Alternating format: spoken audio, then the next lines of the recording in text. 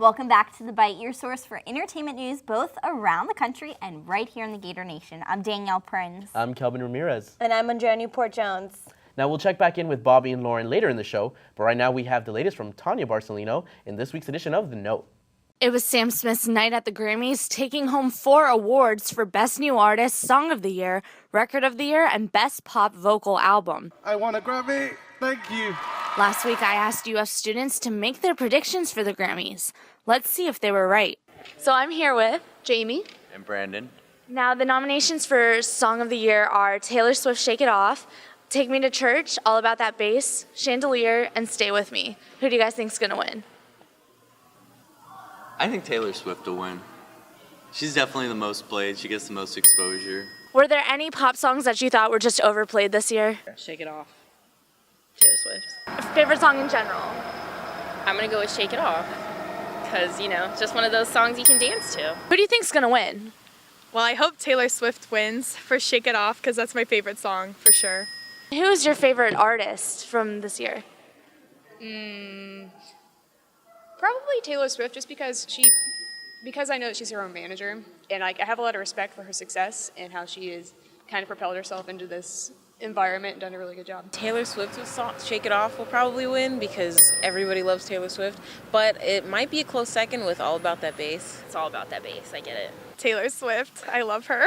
Taylor didn't win like the students predicted, but she did start off Sam Smith's big night, presenting him with the first award of the evening for Best New Artist. What did you think about the Grammy winners? Tell us by tweeting us at ChomPics The Bite. I'm Tanya Barcelino with The Note. Well, no award show is complete without a little fashion, right? So let's check in with Lauren. She's with Adrienne Guzman, our Swamp Style reporter. She talks red carpet fashion.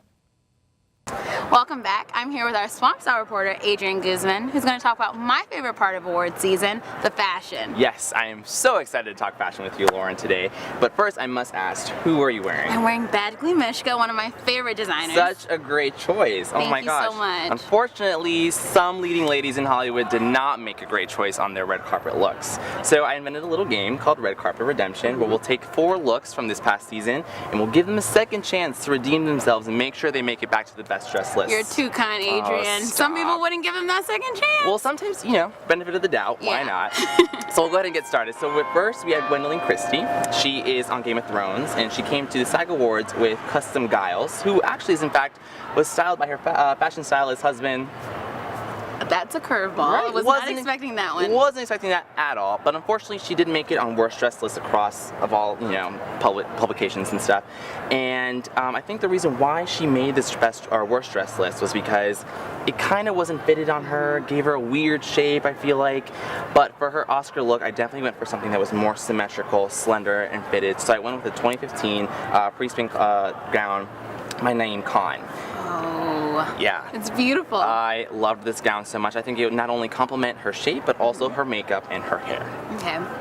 Following her, we had Rosamund Pike, who came to also at the SAG Awards, came with a Dior 2014 gown. And I think with this dress, it just made her look pregnant again. I was so sad. It was a huge miss. So sad. And what's funny about that is that Ryan Seacrest at the Golden Globes mentioned how she looked great with her gown that was low cut in the front and also in the back, and this dress just put her back into the pregnant game. Yeah. She was pregnant again for the award. No woman wants to hear that they look pregnant again, and unfortunately she did it. Yeah, she did. So bad. So for her, I went ahead and chose this beautiful Ellie Saab ombre gown. It goes from black into the white, and I think from her past choices, it's a combination of that because she's been wearing a lot of black and whites this season, and I feel like she could wear minimal jewelry, a simple hairstyle, and she'll look great to go back on the best dress list. And it's very whimsical and very dreamy, so I think it'd be perfect for her. Loved it, absolutely. After that, we had Amy Adams, who was at the Critic Choice Awards, and she came in Max Mara. She was on the best dress and worst list, but I went ahead and put her into Red Carpet Redemption just because she can do better than this. Yeah, it was very safe. Very safe, played it safe. She could have easily, you know, added some jewelry, some embroidery or anything. So I went ahead and chose this dress. Was actually by Ralph and Russo Haute Couture. If she does decide to go for a mid-length dress for the Oscars, she can definitely do this. And I love this dress because it had a shoulder cut off on the top, also the embroidery going down the dress, and the gloves. Oh, the gloves are making a comeback, and Yes, so they excited. are.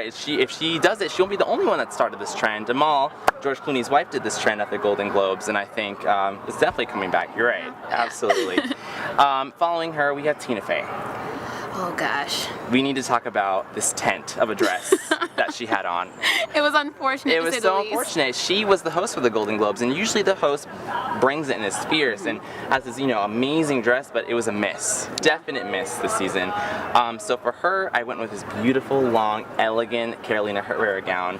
But with Tina, it's something I noticed that she has a little bit of a flair to her, because it's Tina, she always has a little comedic side. Of course. So made sure I got a dress that had like a print on it. So I went this floral print, not only on the front, but also in the back. So if she has those over-the-shoulder pictures, she'll still look fierce and look amazing. And the pockets. I have to talk about the pockets. Oh my gosh. Very Tina Fey. I think it was the perfect choice, not only for the pockets, but I think it was perfect for her. Absolutely, you're right. Well, thank you so much, Adrian. I think you did a great job at redeeming these ladies because they needed it. But we're going to go back to the studio. Now, arguably the biggest show of the year is the Academy Awards, which is coming up, and we have our very own predictions to make tonight. So, who do you think is going to win the best film? Well, before Best Film, let's talk about Best Actress and Actor. Yes, I definitely think that Julianne Moore from Still Alice and Eddie Redmayne from Theory of Everything are going to walk away with it this year. Julianne Moore killed it in Still Alice, kind of an obscure movie, but she did win the Golden Globe and the SAG, as well as Eddie Redmayne, who completely transformed himself into a biopic for Stephen Hawking.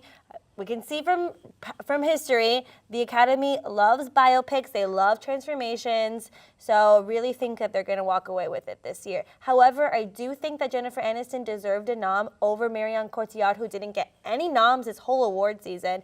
Out of the blue, she just got this one award over Jennifer Aniston in her best film to date for Cake. So what do you guys think? A well-earned nomination was Rosamund Pike's in Gone Girl. I think she did absolutely amazing in that movie. Crazy. She's terrifying. Like, I see her on the red carpet, and I'm still terrified of seeing her alive and functioning. So, I don't know. I personally, I think she did an amazing job with this movie. I mean, I think a lot of reviews went well for her, so I think she'll get it. And this year we see a lot of big transformations, and Steve Carell from Foxcatcher, his transformation was amazing, and I think his nomination was perfect. We're so used to seeing him as these funny characters, and finally I feel like he has the chance to win that really great award. Yeah, this is his first nomination for an Oscar, and again, we see a transformation, a huge physical transformation in a biopic movie. This is what the Academy likes. That's what they Steve love. Carell. And I'm rooting for him. Bradley all the Cooper way. in American Sniper, he put on 30 pounds of muscle, training every day with a naval assistant for this movie for American Sniper. Biopic transformation. Was he nominated? Yes. Was he nominated for any other Golden Globe SAGs? No. The Academy loves this stuff. They eat it up. So this is why they got kind of noms and other people were snubbed, I think. But I really think that everyone's going to take it. Just saying. And there's only so many awards. Yeah, that's what sucks about this is there's so many talented people, but there's so many people that we can nominate. But one person has to win at the end of the night, and And my predictions never win, so. You never win generally, Kelvin. What about supporting actors? And Right, actresses? supporting actor is a big category as well. It's always really competitive. This year, I don't think it's as competitive because I can almost guarantee that Patricia Arquette and J.K. Simmons are going to win. Yeah, you've been saying those too. Yeah, Patricia Arquette killed it in Boyhood. Anytime my mom can come up to me crying and saying, "This lady, this was me in a movie. This was me."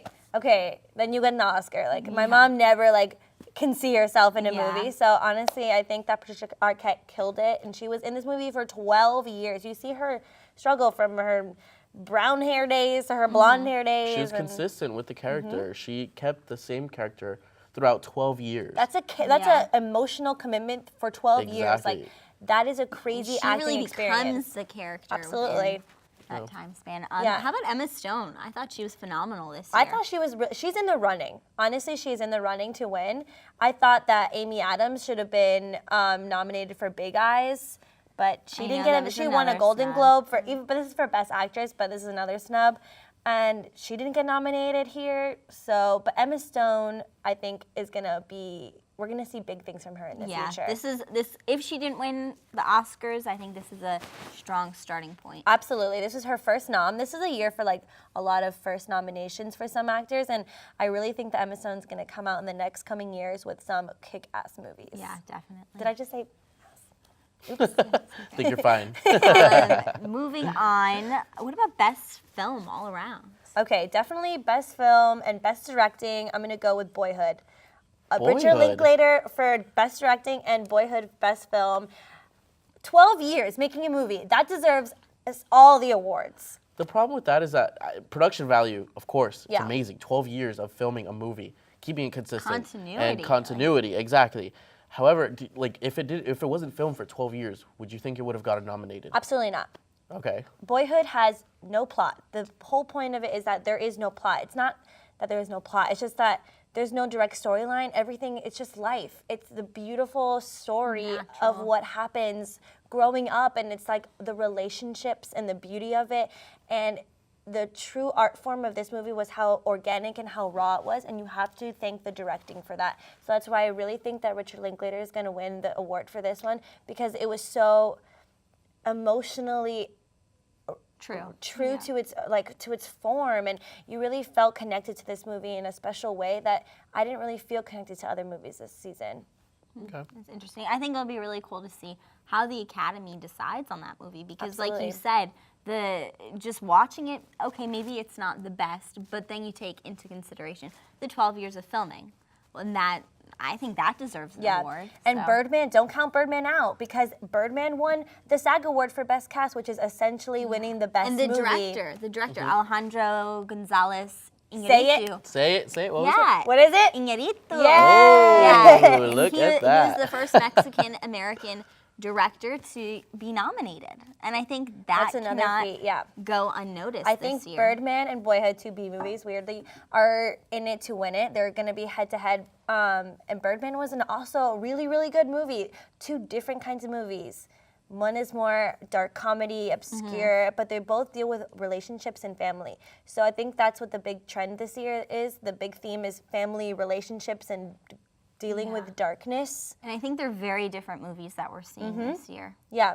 Very different. But that's still good, I think. Now let's ask Bobby and Danielle, and let's ask Bobby and Lauren and see what their predictions are for this Oscars. Guys, what do you think? Those are some great picks, guys. However, I think my favorite movie of the year, Selma, is definitely going to walk away with it. Good choice. Not only was the acting phenomenal, the cast just completely embodied each character. David Oyelowo made me feel like I was watching MLK on screen. I just fell in love with it. Plus, my favorite thing from the movie was the music. I'm really excited to see John Legend and Common perform. That should be great. It's going to be amazing. But my pick is definitely going to Birdman. 9 nominations, so they're bound to win at least some awards. And Kelbin's girlfriend was in the movie, or as he likes to think, he's dating Emma Stone. She had a great performance, so that'll be very exciting to see how many awards it gets out of the 9. I'm excited for the awards. Well, that's it for us. I'm Lauren Crawford. And I'm Bobby Desmond. Let's see what's happening in the studio. That's right, Bobby. Emma Stone is my girlfriend. Thank you for recognizing that.